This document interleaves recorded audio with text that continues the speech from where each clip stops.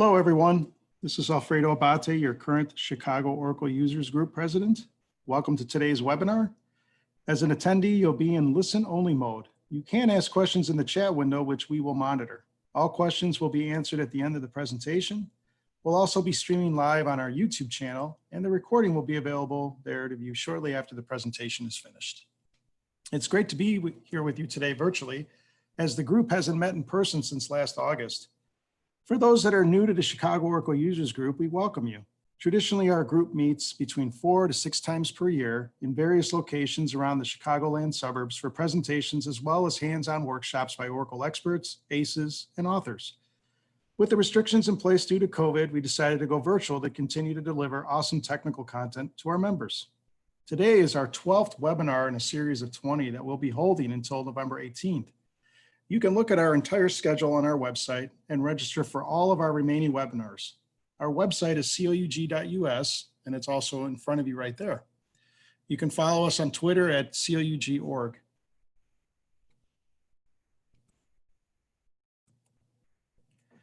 Our user group runs completely unfunded. Our members don't pay any dues, and our meetings have always been free. I'd like to take a moment to thank our sponsor, OAPSnet Partners, for providing the Zoom webinar platform. They are an Oracle Gold partner and systems integrator with specialties in areas of financial business solutions based on Oracle applications, both on premises and in the cloud. They provide services in the areas of AP automation, Apex development, database upgrades, and administration. Next week, don't miss our webinar with Oracle ACE Director Karen Cannell on Apex Interactive Grids, standardized for productivity and sanity. You can register for that on our website right now. Today, we are very excited to have Heli, Helskyaho, CEO of Miracle Finland, Oracle ACE Director, Oracle Groundbreaker Ambassador, and author, present to us on Intro to Machine Learning for Oracle Professionals. Heli, welcome. I'm going to give you control of the screen. I'll stop sharing mine, and you should be able to share yours.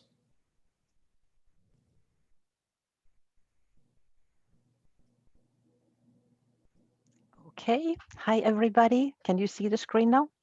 We can see the screen, yes. Wonderful. So welcome, everybody. I'm very happy you decided to join this session because machine learning is a topic everybody should know about. This presentation I prepared especially for those who already know Oracle and try to show you why knowing Oracle is a good thing for machine learning in the end of the presentation. So my name is Heli. Everybody knows me as Heli from Finland because my last name is quite impossible to pronounce. It's actually pronounced Helskyaho, which is not easy for anybody. So Heli from Finland it is. I have graduated from University of Helsinki with master's degree in computer science and currently working on my doctoral studies. And surprise, surprise, my studies are related to machine learning. I've been working with Oracle products since 1993, and I've been on IT since 1990. Data and databases is very close to my heart, and that's why I found also machine learning something that is very interesting to me because machine learning is a lot and mostly about data.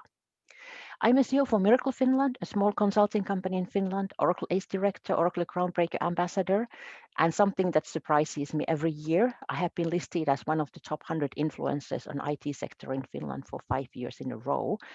And now we'll see what happens this year, but this is big surprise to me, but I'm very grateful and happy about it. I'm a public speaker and an author. This is special because Finns are known to be quiet, but I'm not a quiet Finn. I speak a lot. And I have written 2 books, the first one about database designing and the second one about SQL and PL SQL, and currently working on my 3rd book, which should be coming out this year. And now to the topic. So what is machine learning? Well, machine learning is an important part of artificial intelligence. It is the core of artificial intelligence, the brain or the heart of artificial intelligence. Machine learning teaches computers to learn from experience using algorithms. Or, as Arthur Samuel said in 1959, it's a field of study that gives computers the ability to learn without being explicitly programmed. Or one more way to describe it is, it's a systematic study of algorithms and systems that improve their knowledge or performance with experience. The thing with machine learning is that depending who you talk to, the description might be different. But these are kind of the descriptions I like about machine learning. So this is what machine learning is to me. Well, machine learning is a topic everybody talks about now, even though we already heard description about it from 1959. So why is everybody talking about machine learning now? Because we have more and more data every day. The volume of data is growing exponentially. We have different data models and different data formats. The loading is in progress while we are already doing data exploration. Not all the data is reliable. So it's not just our invoicing data. We know who has paid the invoice and who has not paid. It could be some kind of data that we don't know if it's trustworthy or if it's even harmful for our business. So not all the data is reliable. And also, we don't actually know what we are looking for. So we have data and we want to find something interesting or important from that data, but we don't know what it is. And last but not least, we must support non-technical users because those are the people who really understand the meaning of the data. They cannot write SQL or C# or whatever. They are journalists, investors, politicians, your big boss, somebody who's not a technical person, but an expert on the business area. All this must be done efficiently and fast. And the only way to do it is using computers. So that might make it a very good use case for machine learning because machine learning is doing all this by machines. On the other side, it is also possible to use machine learning now much more than in 1959 because now we have improved technology. We have GPUs, we have TPUs, we have all kind of technology that didn't exist at those times. Also, the price of storage solutions has gone down, so we are able to store all the data that we need for machine learning. Then we have existing data sets that are already pre-trained and understood, and we can use those. And pre-trained models that can be used for machine learning as well. And we have research that has improved the situation much, much more. So we know so much more about the technology, about the theory and so on to be able to really use machine learning. So a lot of things has changed since 1959. So we are living in an environment that really needs machine learning because we can't handle it manually. We need computers and we need machine learning to do things for us. We cannot program things like if, else, and so on. We need to use algorithms to solve the problems and to find something important from the data. And finally, we are able to use whatever machine learning is doing. So we are both forced to use machine learning, but also able to use machine learning. So when should we use machine learning? This always sounds very silly, but this is a fact. When you have data. If you don't have data, machine learning actually makes no sense at all. So having data is most important. Machine learning cannot be performed without data. Sometimes machine learning can produce its own data, but still it needs data. Sometimes it's using pre-trained models and already known data sets, but still it's using data and wouldn't be able to perform without that. So we could use machine learning when the rules and equations are complex, like for example, image recognition, or they are constantly changing, like fraud detection, or like spam filters. You never know what kind of spam is coming next. So rules and equations are constantly changing for that. So the nature of the data changes and the program must adapt to that. That is the use case where we might be using machine learning to solve the problem. There are plenty of examples of machine learning in real life, but I just listed some examples, like the spam filters I mentioned earlier, or log filters or log alarms, data analytics, image recognition, or speech recognition. Medical diagnosis, which is very interesting area for machine learning because computers are able to do something that people are not able to do. For example, with all kind of X-ray pictures, I don't know what's the right word for that in English, but And the machine can recognize a cancer from the picture that a human eye cannot find it.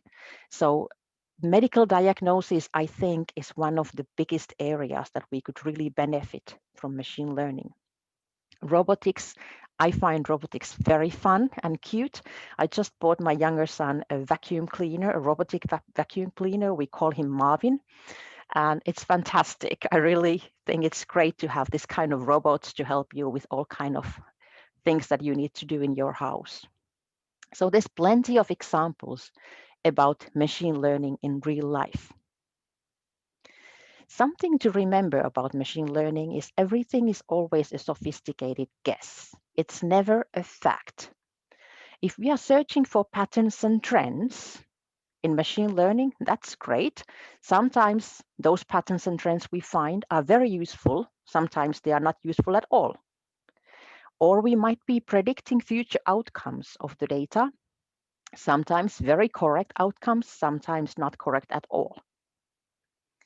Or the machine might be learning new skills like the vacuum cleaner in my son's house. Sometimes learning takes very long. And then the question is, did it really learn what we wanted the machine to learn? But if we manage with any of these tasks for the machine, it's already a big improvement for our lives, because any of these will make our life easier or our position in the market better than the competitors. So machine learning is about unsupervised learning, supervised learning, or reinforcement learning. These are the typical categories we have for machine learning. Let's talk a bit more about each of these. Unsupervised learning means learning from unlabeled input data by finding hidden patterns or intrinsic structures in that data. So we have data we don't know anything about, and we want to find something useful from that data. This is typically used when you really don't have a specific goal. What are you going to try to do with the data? The target variable is unknown, so we are not trying to predict the house price of our house or something like that. So we don't really have a target variable for the machine learning task. We are not sure what information the data contains, or we want to reduce the features meaning the columns or the attributes, age, size, and so on, this kind of things. We want to reduce the number of these features of the data as pre-processing for supervised learning. This is called dimensionality reduction. The most typical type of doing unsupervised learning is clustering. So we have data points here in our data set, and we want to cluster them in two sets. So here we have the green set and the purple set. So these groups they include data that is somehow common to each other. So somehow similar data is grouped together to a cluster. Another possible thing that we might use for unsupervised learning is anomaly detection. So we're trying to find anomalies from the data, and then we need to decide what to do with the anomaly. It might be something like somebody is trying to log into our system without knowing the password and doing it many, many times. So the system is alarming us. There's something unusual happening and you should check it. So anyhow, something special is going on. Anomaly detection can also be for supervised learning or any other categories, not just unsupervised learning, but sometimes it's used with unsupervised learning. So supervised learning is about knowing the target. So we are going to predict something, the price of the house, or if we should give a credit card to the customer or not. So we have a specific target that we are trying to predict. So we are training the model on known input and known output data to predict the future outputs. And we are testing it with known input and known output to compare the prediction to the known output. So we are using known data in both training and testing to know how the model really learned. Is it really worth implementing to production or not? And then finally, we will use data that doesn't have the output data. So who are the customers that we should be contacting that are very potential to buy our product? We can use it for a set of data that doesn't have the knowledge if this customer is potential or not. And we are predicting if the customer is potential or if the customer is not potential. A very typical group of algorithms is classification, or method is classification. In classification, we classify these customers to those who should have a credit card, to those who should not have a credit card. So we define the classes and we put each data point to one of the classes that we have defined. So I often hear people saying that classification and clustering is the same. It's not the same. It's a very different thing. And I was thinking I will explain it very briefly to you. Why are they different? They are both methods for pattern identification. That is true, but the way they work is different. The difference lies in the fact that in classification, we have predefined the classes in which objects are assigned. A customer who should have a credit card, a customer who should not have a credit card, a cancer that is very dangerous, and a cancer that is not harmful at all. So we already defined the classes. While as in clustering, we are identifying similarities between those objects and then group the objects based on those characteristics in those groups that we call clusters. The number of clusters is predefined before we start doing clustering. This thing is called hyperparameter. So hyperparameter defines we are going to have 2 clusters, or we're going to have 10 clusters, or whatever the number is. And based on that information, when the algorithm starts, it starts finding what are those factors that make these data points similar to each other, so I can divide them into 10 categories or into 5 categories or whatever. So how we do this putting things into groups in classification and clustering are different. Another way of doing supervised learning, a classical example is regression. So when we were doing classification, we were putting things into classes. Adult, child, teenager, maybe these are our classes. But in regression, we are trying to predict a number. How much will I get from my house if I sell it? Or how much is the stock price for Nokia stock next Monday? Or what is the temperature tomorrow in Helsinki?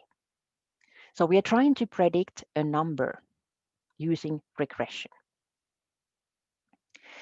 Another thing you often hear is a thing called deep learning.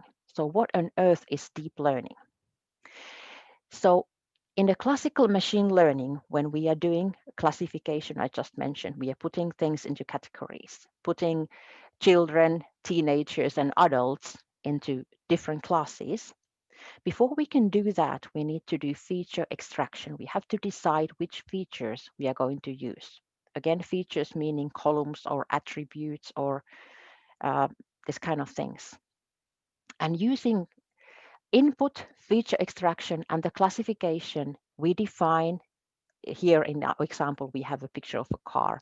If the input, the picture of a car really is a car or if it's not a car. So the output tells us if the picture was a car or not a car. If we do it using deep learning, the feature extraction and classification is done by computer. So you don't have to do the feature extraction yourself. The computer will do it for you. And the thing here is called a neural network. We will talk about it a bit more. But deep learning, as you can see here, it's doing more of your work. But of course, that means that it's taking more resources to do it, and it needs more data. So it is not a silver bullet. So if you have a classification problem, you should always use deep learning. No, you should not. It's for special occasions when you have enough resources, enough data, and a reason to use deep learning. So deep learning might be for computer vision, like face recognition or something like that, or speech recognition, text recognition or text processing. Any of these more having more layers kind of thing, not just a simple task, but more complex tasks. But it does need a lot of data and resources. You might want to use pre-trained models, existing data sets, maybe transfer learning, which means that one of the processes already learned something and you can reuse that learning for your machine learning process. So using things that has been actually invented not too long ago, you are able to use deep learning quite efficiently. Another thing about deep learning is a special case here when we have image recognition. So we have a picture here as an input, and we use a thing called convolutional neural network, CNN or ConvNet. On the right-hand side, you can see the neural network I mentioned earlier, which was the basics of deep learning. But when we are talking about convolutional neural networks, we also have the convolutional layers here. We have the filters, the output, the pooling, and then the flattening that will flatten the convolutional layers for the neural network to process. And in the end, the output will tell us if this picture is a cat or a dog. So how it works is it's using the neurons. Each of those neurons, it has inputs coming in. Each of these inputs will have a weight, and then we have a bias. So the activation function is multiplying the weight and input, summing. I'm very bad with math in English. I don't know the words in English ever. Problem in Finnish school, we teach math in Finnish, which is, I think, a mistake. So they should be teaching it English. So you sum them together and you add the bias. You use the activation function, and that will give you the output, if it's a cat or if it's a dog. So there's a lot of elements here: the input, the weight, the bias, the activation function, and using all these elements, you will get the output, the prediction. When we are using convolutional neural networks, there's a lot of hyperparameters. You remember, hyperparameter is something you define before you start the process. You have to define the number of epochs. So one epoch is when an entire data set is passed both forward and backward through this neural network once. You define the patch size. So one epoch is divided into several smaller patches. Number of hidden layers, number of units, how many neurons should we have in each layer? So what are these weights and what's the bias? What activation function to use? There's plenty of options for activation function. What kind of learning rate or step size should we use? So there's also different possibilities for that. What kind of optimizer to use, and so on. So it sounds easy when you are using convolutional neural network. It's doing everything for you, but it will not do it unless you tell all kind of hyperparameters for it to process with. The way actually it learns is using back propagation or backward propagation. So that's the way to learn. How it works is that first, we have the input X on top of the screen here. It comes to the layer with the weight, the bias, next layer, and so on and so on and so on, until we hit the prediction. So it gives the prediction. And then using the loss function, we see how well it predicted compared to the true target.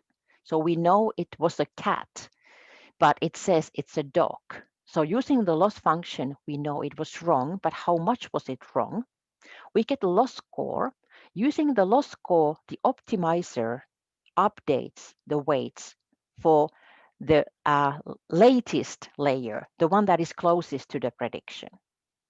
After that's been updated, we can go to the next one and next one and next one, and we can optimize all these layers one by one. But we start with the backward way. That's why it's called backward propagation. So we start with the last layer and go forward like that. So the idea here is to find the optimal hyperparameters for our network. So use cases for deep learning might be something to do with text or voice, maybe natural language processing, maybe automatic speech recognition. Maybe we want to transform text to speech or speech to text. Maybe we want to do translations, machine translations, or maybe a resume or summary of a text. And that actually is working already. And that's raising concerns that people don't need to learn to read anymore because they can use computers for that. Well, don't be too concerned yet. I tried here a thing called, I have the link here if you want to go and try later, Talk to Transformer. The idea here is that I will give a little bit of text. And based on the text I wrote here, it will generate text for me, like an abstract for my presentation or a book or an article or whatever. And based on what I see here, it's not too good yet. But actually, there's a lot of research going on the creativity. So based on that research, computers will be more creative. And I have seen actually quite nice poems and songs and even paintings created by a computer. So it is possible this kind of things will happen, but I still prefer writing my own books and my own articles myself. But still, here's another example about the same kind of text generator. So I just give a little bit of text and I ask computer to give me the rest of the text. Something that probably all of us are using is translate. So the computer is translating, in my example here, my Finnish text to English. If I say something like 5 years ago, the translations between Finnish and English were very bad. So when I wanted to translate something from, let's say, from Germany or German language, I wanted to translate it to English because if I translated German to Finnish, it made no sense. So, but now it's been improving. Only here, when I asked the computer to translate that I'm going to talk about deep learning, instead of knowing the word deep learning in English, knowing that the word I use in Finnish actually means deep learning, it says in-depth learning. So it didn't know special wordings, but if I asked to translate something like normal language, it actually translated pretty well. And that is also something that I have noticed that when I speak Finnish close to my phone, Facebook suddenly is promoting those products that I just mentioned in Finnish. So I am pretty sure Finnish language is already very well understood by computers today. So another very typical use case for deep learning is recommender systems. So the idea of a recommender system is produce suggestions or recommendations to assist users in decision-making process. There are 3 different kind of categories for recommender systems. The first one is collaborative filtering recommender system that recommends based on decisions of other users that are similar to me have been making. So based on their decisions, recommendations are given to me. Content-based recommender systems are recommending based on similarities of new items. So if I have liked an item earlier and there's another item that is similar to that, that's recommended to me. A hybrid recommender system is combining these techniques. So it has multiple approaches combined together. Typical examples of this kind of recommender systems is Amazon. So when you go to Amazon, it's always recommending you something. For me, it's recommending books because it knows that I have written books. It knows I like books. But it really doesn't know what kind of books I like because I never order my books myself. My son is ordering my books because it's much easier for me. So if I need a book, I tell my son to order that book for me. So it's in his profile. So when I go into Amazon, the recommendations it's given to me really makes no sense to me at all. And it's not because of a bad recommendation system. It's about it doesn't know about me. So being able to recommend, you should know about the customers. Here are a lot of books that are written in languages I don't know. And the only thing it knows about me is actually that I have been to Tokyo because once I ordered some shampoo and conditioner from Amazon when I was in Tokyo. So it only knows that somehow I'm related to Japan. I don't speak Japanese and so on. But anyway, it knows this much about me and the recommendations make no sense to me. Another example is Netflix. Here you can see it speaks fluent Finnish, which is not much because the words used here are very simple. They are not full sentences. So knowing this much Finnish is not a super skill, but still a good improvement. But the thing is that what's recommending to me here is that I have actually seen most of these. Most of them are logical, something that should be recommended to me. Some are really not something I would watch. But the thing is that I have already seen actually most of these because I have been watched them on a plane when I've been flying. I have been seeing them from TV, or I have even seen them from Netflix, but very long time ago. So also here, the recommendations are not very useful for me, which is very sad because that would be helpful.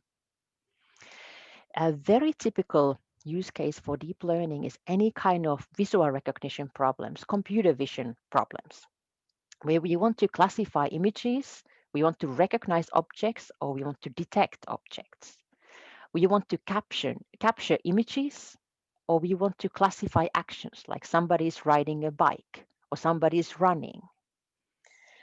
Or we want to segment object or images, separate them from the background. Examples for that would be like this. So in a street picture, we want to know traffic lights, buses, trucks, cars, people, even a handbag. So recognizing what kind of objects do we have in this picture. This is something the computer can do quite well because of pre-trained models and because of data sets that already exist. We can also use it for the video. So in this video, we are trying to find social distancing violations. So people who are walking too close to each other. How well it works, I don't know, because there are people that I would think are far enough from each other, but the computer says they are not. So you can use it for many different use cases. And the thing here is, of course, you can use them for good or bad. And depending on the moral of the person, they can be used either way. So what if the data is not available? If we don't have data, the computer can create its own data. There's a link to something that I will show you just a couple of pictures of it. So this example, the idea is that the car will learn to park. So when you start learning to park, you already know a lot of things. You know you are not allowed to hit other cars or anything in a parking area. You know where you should get your car and how you should get there. So you have a lot of pre-knowledge that the computer doesn't have. So the computer has to learn a lot of things that you have learned when you were already a child. So the computer is learning. It knows that there's this place marked with red. That is the place that I should get my car. Here it's been already trying 10,000 times. It found the parking place and it almost parked already, but still after 30,000 attempts, it's hitting another car because it didn't learn yet that you are not allowed to hit this car. After 50,000 tries, again, we are finding the parking slot looking good. Yes, after 100,000 tries, we find it quite well and we are able to park. 310,000 attempts later, we are starting to be confident with the parking. So what we did here is called reinforcement learning. So that's the third machine learning category. So reinforcement learning has things called agent, in our example, the car, the environment, in this example, the parking area. The environment tells the agent the state. So where are we now? The agent, the car, makes an action in the environment and gets a reward and a new state. So based on the reward, the agent learns if it was a good or a bad thing. So this is like teaching a dog, similar kind of thing. But the problem, of course, is what is a correct reward? Okay, it's a function, but what kind of function? And how often should the reward come? Should it get the reward after every move of the car or only in the end of the parking session? So if it ended well or not well, should it get reward then? Or should it get reward every 5 minutes? So what is the frequency of getting the reward and what is the reward? And if it's a positive and a negative reward, how big is the positive and how big is the negative to make it learn faster? So defining all these elements are not easy. So reinforcement learning is very good with games. It learns even the most difficult rules of the games, but is it good with everything else? Because it needs a lot of try and error. It learns so much slower than a human being. Like if you want to teach a car to park, would you really use a real car in a real parking area? 300,000 times crash a car? Maybe not. So it should be something that you can teach using a computer instead of using a real environment. So what does Oracle offer for machine learning? So this was what machine learning is about. Well, that's a broad topic. We could have talked much more, but this is kind of a big picture of machine learning. So what does Oracle offer for machine learning? A lot. And I think the problem here even is that Oracle is offering so much for machine learning, it's sometimes difficult to understand what all these possibilities are. So I decided I will show you 3 examples of machine learning with Oracle. First of all, if you want to try what I'm telling today, go and get yourself a free cloud, always free cloud service. And you will also get the 30-day trial, which will give you some money to use as well, because not everything I will show here is free, but you can use them with this 30-day trial. So go and have one of these clouds to be able to test whatever you want to test of these technologies. The first one I was thinking to introduce to you is Oracle Analytics Cloud. This is not part of the free offerings, but you can use it with those credits that you get when you sign in. And there's also a desktop version called Oracle Analytics Desktop, which is almost identical to Oracle Analytics Cloud. So if you want to test longer than the cloud lets you, maybe you should think about this option. Also a good option.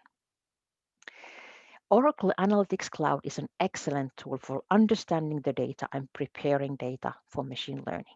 Preparing data based on many research is a lot of work. It's about 80% of all the machine learning work. So having a tool that will make your preparing data easier is definitely worth it. That's why I think Oracle Analytics Cloud might be an option, at least for preparing the data. It's also so-called citizen machine learning tool. So a person who is not so into programming and very IT-minded person, you have to be a little bit IT-minded to be able to use this, but not a programmer or developer. This might be the tool for the whole machine learning process for you.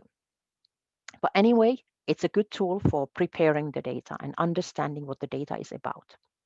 So you will find the Oracle Analytics Cloud OAC from the cloud menu under Analytics, and there's Analytics Cloud. There's plenty of data source candidates that you can use. So you can get the data for your process from so many places. Not just Oracle database and not just Oracle applications, Oracle Essbase and so on, but it could be also Spark or SQL Server, Impala, Greenplum, MongoDB, MapRhive, Sybase, Teradata. So there's so many options. And what this means is that you can combine data from all these sources together as one and make decisions based on that data. And I think already this alone makes it very worth it, because probably your company has data all over the place. The terms we have here is a project. So the thing you are working on is a project. Then you have data sets. A data set could be Excel or any of those data sources I just showed you in the previous slide. And using these data sets, you can create data flows. A data flow is transforming data in different ways. And using several data flows, you can create sequences. There's three things you can do. You can prepare the data, you can visualize it, or you can narrate the data. Preparing is the most important one. What the cloud, the analytics cloud, it can recommend enrichments and transformations to the data automatically. This is something that really impressed me. So it has a thing called augmented data enrichment. What it means that it can tell me that this data is probably sensitive. Do you want to do something about it? It might enrich my data with geographic data like zip code or city or country or continent or demographic data. Sorry, all kind of enrichments to my data without me having to do anything except saying, okay, sounds good, let's do that. It can also do transformations for me automatically. For example, telling me that in your name column, you probably have first and last name columns together. Would you like to divide them in 2 columns? Or there seems to be a social security number in the data set. Maybe we should remove it. Or I can just add my own transformations or enrichments to the data. When I have defined all these, there's a thing called preparation script. These preparation scripts, when I say, okay, let's apply this, will apply whatever I defined here, enrichments or transformations to my whole data set. This makes life much, much easier and helps my preparing. Something about machine learning in the tool is a thing called explain. So here I'm trying to predict enrollment. So who of my students are going to enroll for next semester? And I can use this explain functionality. It will create me a very nice explanation about this particular column, about the basic facts, about the key drivers, segments that explain this particular attribute or column, and anomalies, if any, in this particular column. And using whatever this explain tells me, I can clean my data, I can understand what are those columns that are important for defining enrollment, and so on. So this helps me to understand my data better. The only thing I had to know here is that my target is enrolled. I'm going to predict the enrolled. And the tool is telling me how is enrolled involved with all the other columns in that table. So I mentioned earlier that we can create data flows. So what I was doing here, I had one data set that I was preparing for machine learning. Using data flows, I can have several data sets. I can combine them together. I can remove some of the columns. I can add columns. I can rename them. I can merge whatever. So data flows are very interesting. And in the end, when I have my data flow created, I can actually tell the tool that whatever we come out with this preparing of the data, I want to store it in a database as a table. So this actually gives the possibility to continue from here using the tools I have in a database for machine learning. or I can continue here if I want to. So visualization is very important, and using this tool, very easy. Visualization is important because then I will understand my data better. And I can also use narrate to, to actually export whatever I have learned from the data as a PowerPoint, or print it and explain to other people about my data. And actually, if I have created machine learning models using Oracle Machine Learning for SQL in an Oracle database, I will talk about that now. I can use those models here in Analytic Cloud as well. So I can just tell here, I want to register a machine learning model created in a database and use it here with the data I have in Analytics Cloud. So the thing that Oracle is offering different tools might sound confusing, but it's actually very good because I can combine those tools and use those parts of the tool that suits me the best. So this is just some examples. So Oracle Machine Learning for SQL. This is something that as an Oracle professional will be easy for you. It comes with a database. It's free to use since last December. And it's about PL/SQL. It's 3 packages in PL/SQL. DBM is Predictive Analytics, which has the routines for performing predictive analytics. DBM's Data Mining Transforming, which has the routines for transforming the data to be able to use with mining models. And then DBMS Data Mining, which actually has all the routines for creating and managing those machine learning models. It can be used with any tool that can call PL/SQL packages. So they are packages that I will call. I'm here calling the predictive analytics package and explain my beer dataset and column overall. I can also use SQL Developer's graphical user interface, which is just drag and drop things, and it will make my life quite easy. So I don't have to program anything. I can do the whole process of data modeling using a drag and drop tool. Or I can use the cloud. In the Oracle Cloud, we have a thing called Oracle Machine Learning SQL notebooks that I can find under development of my autonomous transaction processing or my autonomous data warehouse database. This is how it looks like. I'm able to create notebooks, or I'm able to create many other things here, but I also have examples here for notebooks. So if I'm starting only with machine learning, I can go to the examples and see what kind of examples there are. Here's an example, a classification prediction model for predicting target customers using classification. So how it looks like, it is a notebook. And here you can see the SQL, which means that I'm going to use SQL here to process my data. I can also use PL/SQL, soon Python. I can use R. So this is quite good for that. What I can also do, I can have graphs very easily by pressing the buttons you can see here under the select star from supplementary demographics. The last thing I want to mention is the Oracle Cloud Infrastructure Data Science. So this is one more way of doing machine learning with Oracle. There's plenty of others. You can use different libraries from different languages.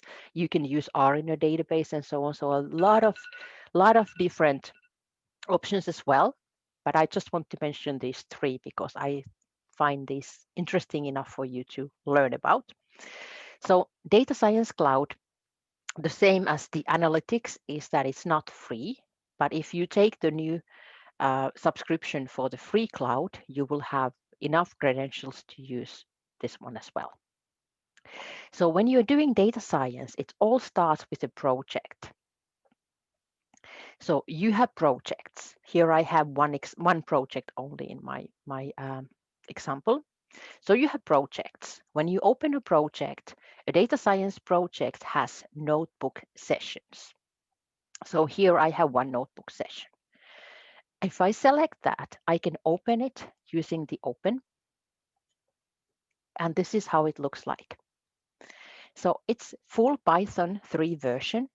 So it's just like programming Python. There's no difference, except that it has special libraries that I can use that makes my life easier. I will tell you very briefly about those.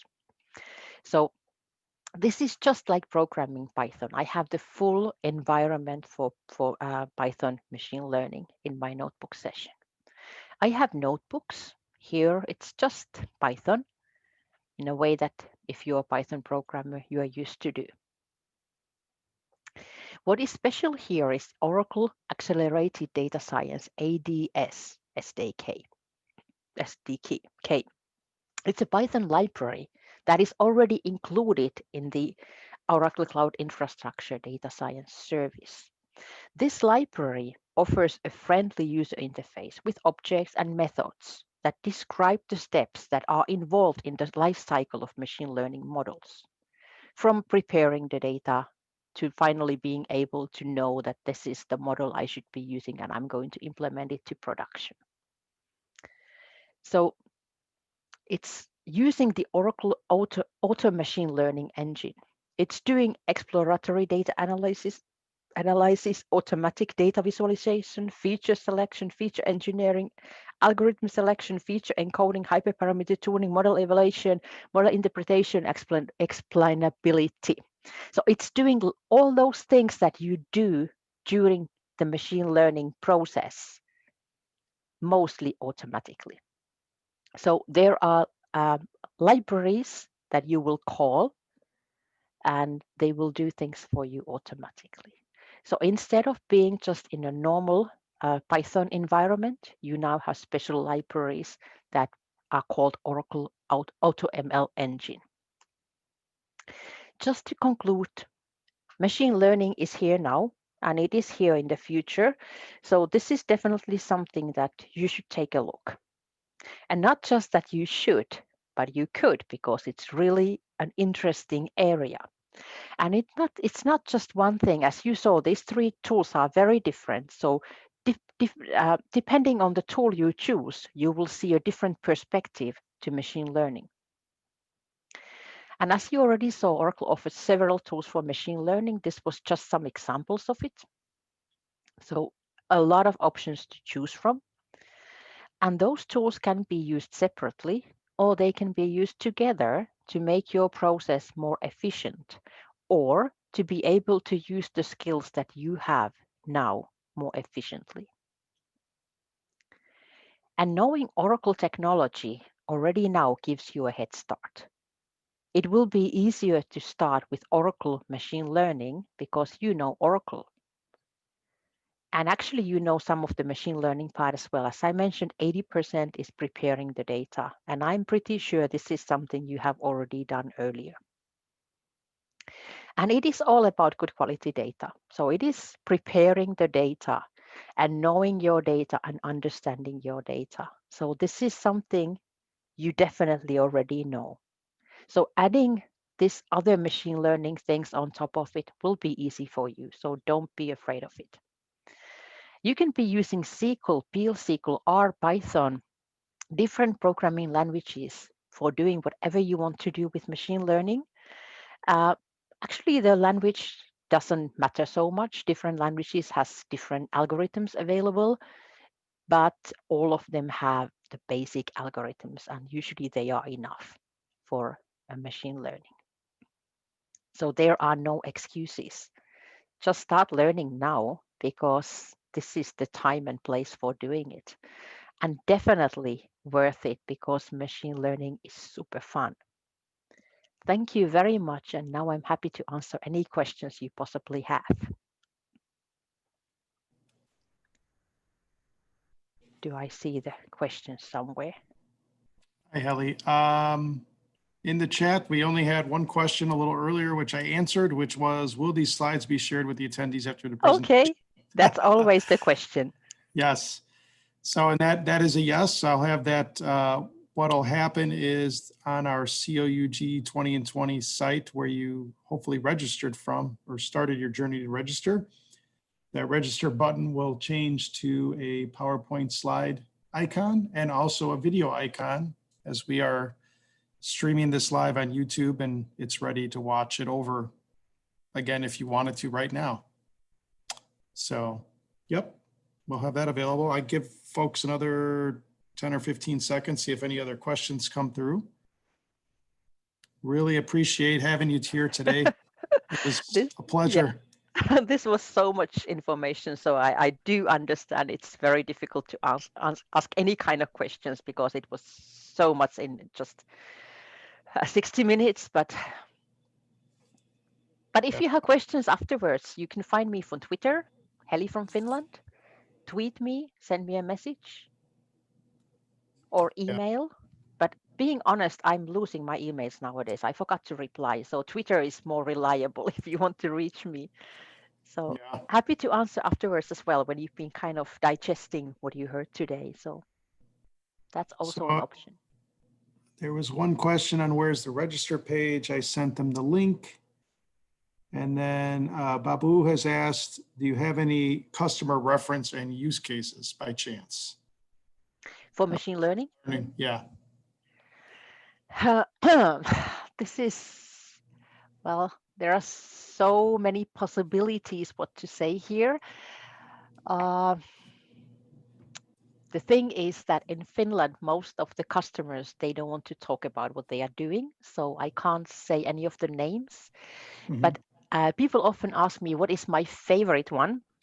And my favorite one is my first customer on machine learning, which was a factory that had issues. Well, I was there solving another problem, nothing to do with machine learning. I was sitting there with the manager of the factory, and then I heard a very big bang.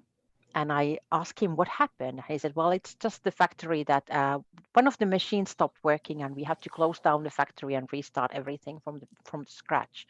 And I said, does it happen often? And why does it happen? I said, well, I actually don't remember. It doesn't happen too often. We have no idea why it happens. And then I realized they have a lot of IoT in the factory. So they have a lot of all kind of information about the temperature, about everything, lights and whatever. So I said, if I could take the data with me and just take a look, I might be able to find the reason for the machine to stop working. And after some investigation, being honest, I had to go to one math professor to find the right kind of algorithm, because this was something that happened before, not exactly the same time when the machine broke down. It happened before the machine broke down. So I needed a different kind of algorithm for that. He found me a very good one. And we learned that there was one door. When that door was open, the temperature went down just enough for the machine to stop. And finding the reason, well, of course, we found that temperature went down, but why did the temperature went down? So finding the reason for that, the door actually needed some more data. So we actually gathered a lot of data we put together to realize opening that particular door makes the temperature go down enough to break the machine or stop the machine. So that was my favorite one. And actually the factory manager told me that I'm allowed to tell about this because they were so thrilled about it. So this was all in the data. And using the right kind of algorithm and the data, all kind of data combined together, was able to produce this information for us. That's amazing. Yeah, that's my favorite one. It really is. Usually the things are like, find me the customers that are most potential for this, and find me the customers who are going to do this and that. And so these are the typical use cases. So kind of improving the business somehow. Yes. Yeah, makes sense. Oh, there's a question, can we install Oracle Application Cloud on local desktop? Yes, there's the desktop version, Oracle Analytics Desktop.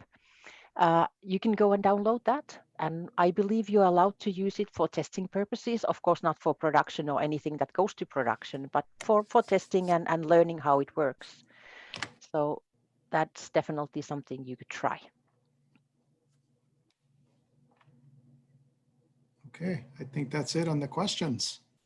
And the industries, insurance is definitely something that is using a lot machine learning.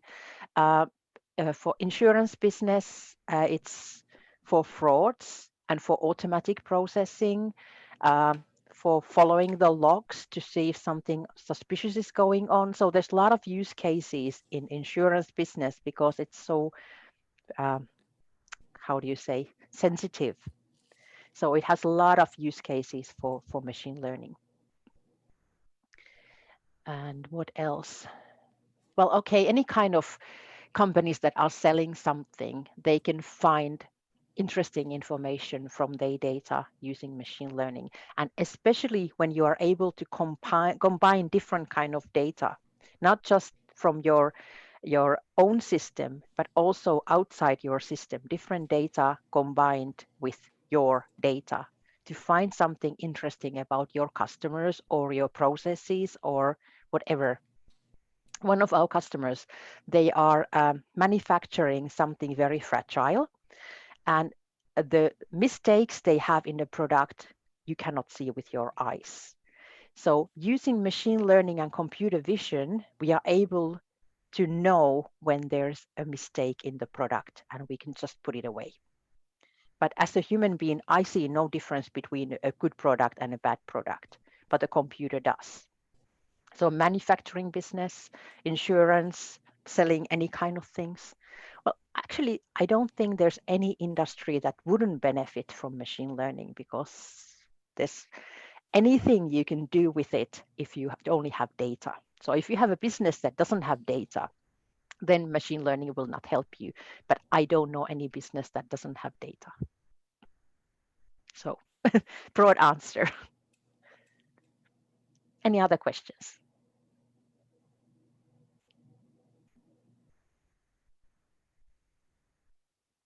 Nope. That looks like that's it. Okay.